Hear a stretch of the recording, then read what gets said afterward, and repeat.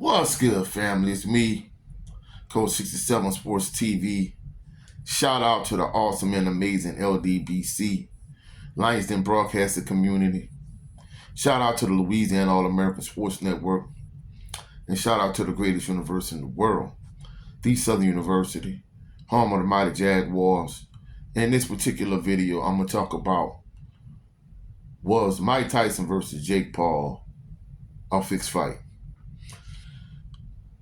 Lately, it's been all over YouTube and just all over social media in general.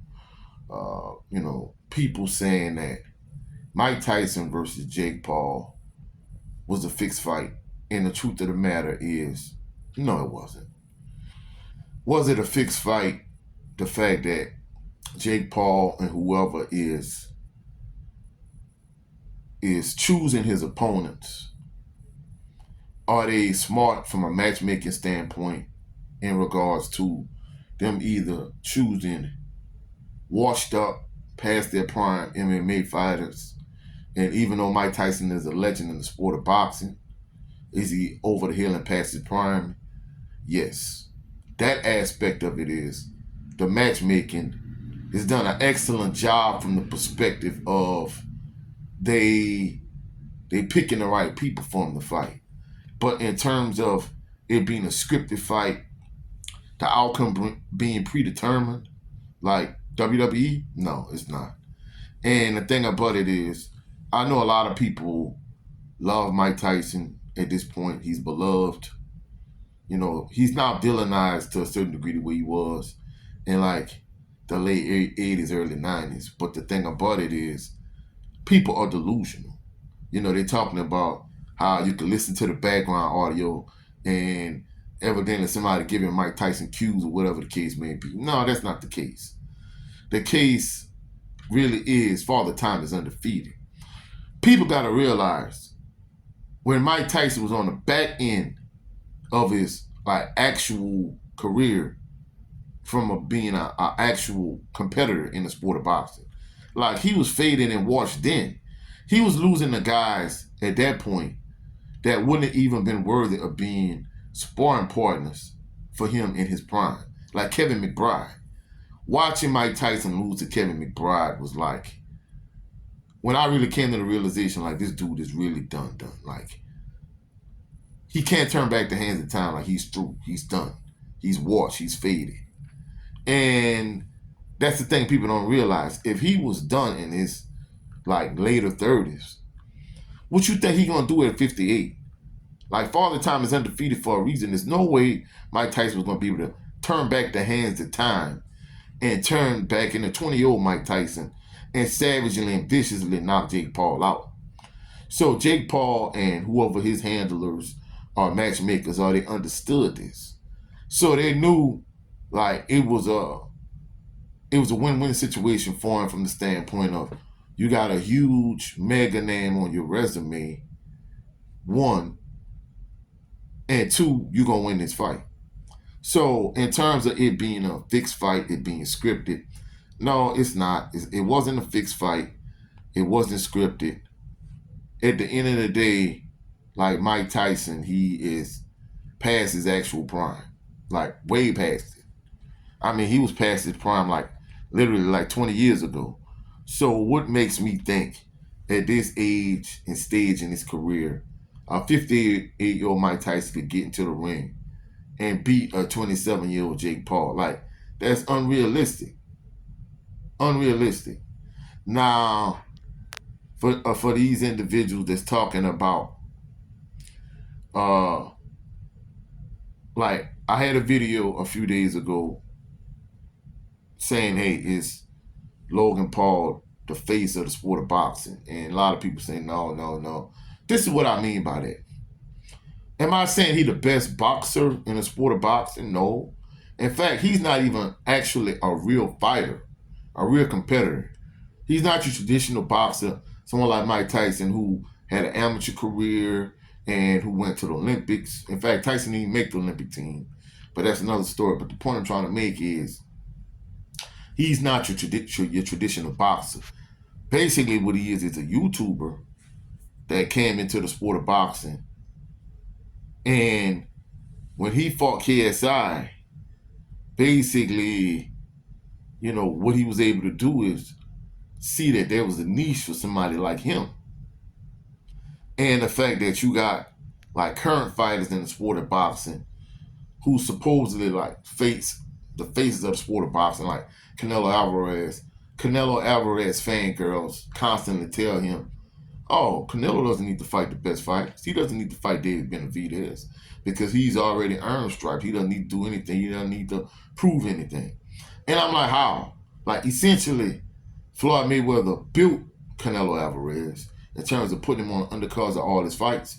And then, once he built him to a certain degree, a certain point, he turned around and beat him. And then, after that, once Floyd really retired, like Canelo really became a cash cow in the sport of boxing from the standpoint of, I don't think he's the draw that people see he is, but for whatever reason, a lot of these networks threw a lot of money at Canelo, be it HBO, be it Showtime, be it DAZN, be it PBC, whatever. So networks threw a lot of money at him, and promotional companies threw a lot of money at him. And the thing about it is, at this point for years, he's been ducking David Benavidez like the plague. Then you go to Tank Davis. Like, Tank Davis basically, essentially at this point, he's a 30-year-old prospect. Like, he has been a trinket holder in a few different weight classes, but he is not like a legitimate, like, pound for pound, like top 5 fighter from the standpoint of he hasn't been undisputed in any one weight class, for one. And second of all, he's not trying to fight the best possible competition possible. And the problem is too many fans of this sport. They're not fans of the sport. They're fans of individual fighters. Like, for example, Anthony Joshua. Anthony Joshua fans have been telling him for the longest, hey, you don't need to fight Wilder. Wilder hasn't earned a fight with him. Okay, like Carlos Takam did. So at the end of the day, the reason why Jake Paul is the face of the sport of boxing is, first of all, boxing is in a trash state. And he's not even a real fighter. He's more like a circus clown. But nevertheless, this circus clown, he garners way more attention. He has his own promotional company, so he can fight who he want to fight, when he want to fight him, for one.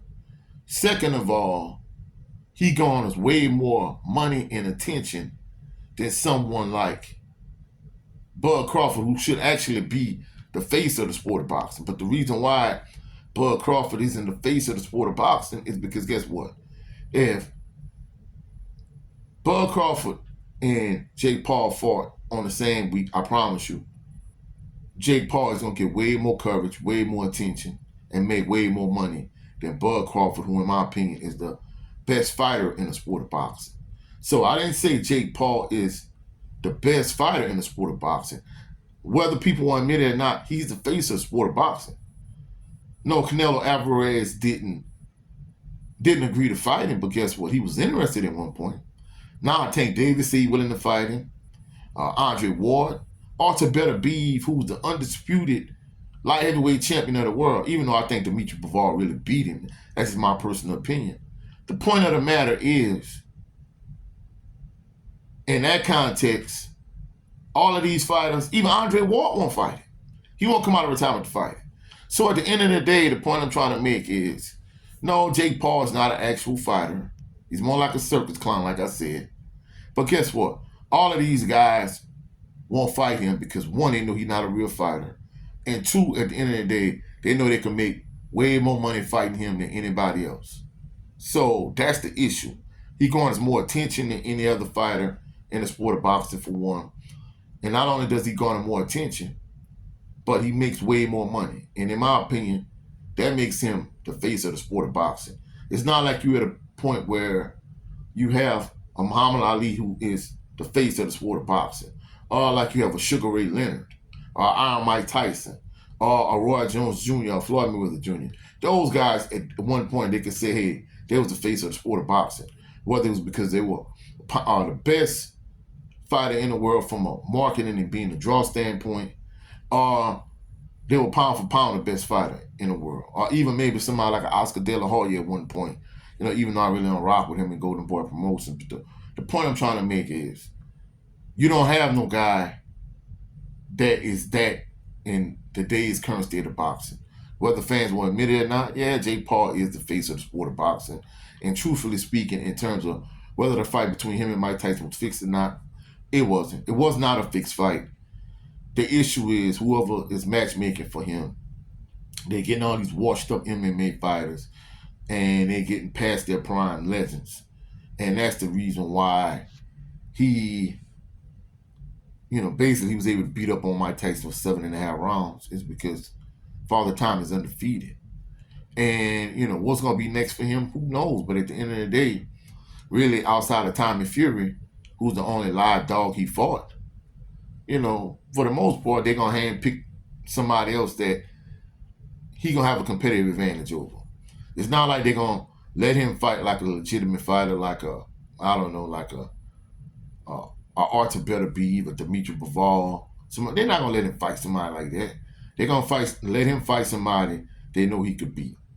And that's it for this video. If you found any value in this video, please like the video, share the video, comment in the comment section, subscribe to the channel. Also, click the notification bell so you could be alerted anytime I post any new videos. Also, go check out my brother, Jared 11 Green, on his channel. Every Sunday he does a show called the Southern Baller Show. Go check him out. Also, go check out my brother Brent Fox on his channel. Well, his show is just me starring Brent Fox. He also, for my LDPC family members that's into boxing like me, he does a 20x20 series. He just dropped something recently, but the 4 criteria in the sport of boxing. Also, go check out my brother, 7A Sports TV. He has 2 channels. His primary channel is 7A Sports TV. His backup channel is the LDBC General. Go check out both of those channels. And also, go check out my brother, Supreme Beast Boxing Talk, Cadillac Red. He has 2 channels. His primary channel is Supreme Beast Boxing Talk, and his backup channel is Supreme Beast After Hours. Go check out and support all my LDBC brethren. And for all those individuals that love the wire the way I do on this channel, go check out my wire analysis, myself, my brother Jared 11 Green, my brother 7A Sports TV. Each episode of The Wire, we break down, we give our analysis and our reaction. I hope you found value in this video. I'll catch y'all on the rebound. Y'all have a blessed, phenomenal day. Peace and blessings.